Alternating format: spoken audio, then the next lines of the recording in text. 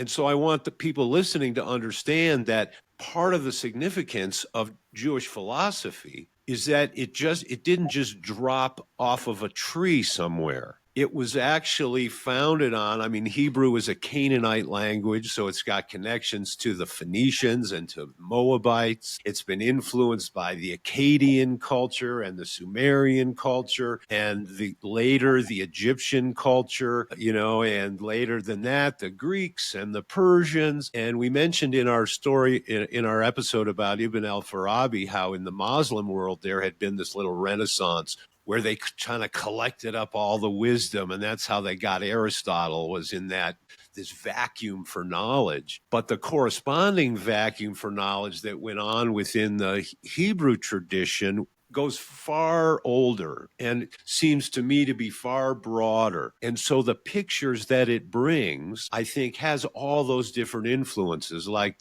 the Hebrew traditional idea of the soul, which is much more complex than the typical Christian idea, more akin maybe to the Egyptian or even to the Chinese or some of these traditional things. So I just want to put that all there as setting, saying this, we're not just trying to understand this little cultural thing, we're actually understanding a main theme of the philosophical traditions of the Western world, and I would argue the world globally. And so, which explains also why we find these influences within Hebrew traditions of Aristotle, like in Maimonides and some of these other things. So anyway, I kind of want to preamble that all by saying this isn't some side alley of philosophy. This actually is a major thread of the mainstream of thought going back.